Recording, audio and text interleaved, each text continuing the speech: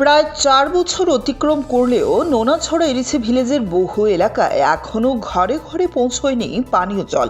মুঙ্গিয়াকামি ব্লকের অধীনে এলাকায় কেন্দ্রীয় সরকারের অটল জল জীবন মিশন প্রকল্প নিয়ে উঠেছে একাধিক প্রশ্ন ও অভিযোগ। স্থানীয় সূত্রে জানা যায়, কোটি কোটি টাকা ব্যয়ে এলাকায় জল প্রকল্পের প্ল্যান্ট স্থাপন করা হয় এবং প্রতিটি বাড়িতে পাইপলাইনের মাধ্যমে জল পৌঁছে দেওয়ার লক্ষ্যে পরিকাঠামো গড়ে তোলা হয়। তবে দীর্ঘ সময় পেরিয়ে গেলেও সেই পাইপলাইনে জল পৌঁছয়নি বলে দাবি বাসিন্দাদের। গ্রামবাসীদের অভিযোগ, শুরুতে কাজ দ্রুত এগোলেও পরবর্তীতে তা থমকে যায়। পাইপলাইন বসানো হলেও তা কার্যকর করা হয়নি। ফলে এখনও এলাকাবাসীকে পানীয় জলের জন্য নির্ভর করতে হচ্ছে দূরের কুয়ো, পাহাড়ি ঝর্ণা বা বিকল্প উৎসের উপর। এতে একদিকে যেমন দৈনন্দিন জীবনে ভোগান্তি বাড়ছে, অন্যদিকে স্বাস্থ্য ঝুঁকিও তৈরি হচ্ছে।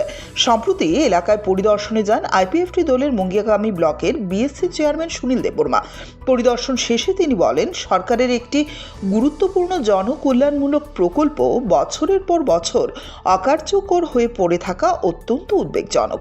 কোটি টাকা ব্যয় সত্ত্বেও যদি সাধারণ মানুষ তার সুফল না পায়, তবে তা প্রশাসনিক ব্যর্থতার ইঙ্গিত দেয়।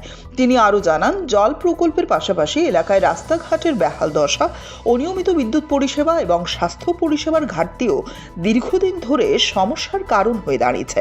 সুনীল দেববর্মা দ্রুত সংশ্লিষ্ট দপ্তরের হস্তক্ষেপ দাবি করে বলেন, অবিলম্বে জল প্রকল্প চালু করে ঘরে ঘরে জল পৌঁছে দিতে হবে এবং এলাকার অন্যান্য মৌলিক সমস্যারও সমাধান করতে হবে।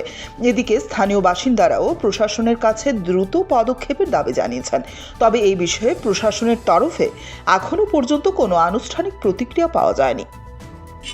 তো ফাইলে ফাইলি হার ইয়া মনো মাইনুং সুয়াখো জাসুয়াখো আকেলা বাপনো তাওলে রিলেতে হা ফাই দং হা অসুবিধার খে তুই মানু ইয়াখো তুই কই তুই কইখো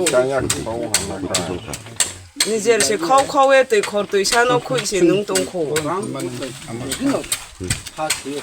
তুইলে ব্রন মানু জাং তুই সানো তুই খর খাওয়ে নুং মেরে বন্ধুকে আজকে আমরা নোনাছড়া করোনাপাড়াতে আমরা ডোর টু ডোর আমরা ইলেকশন ক্যাম্পিং আমরা আজকে এই করোনাপাড়াতে এসে দেখলাম।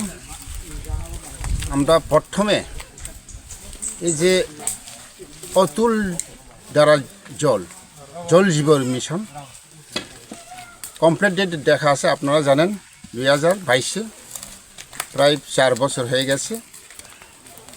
বাড়ির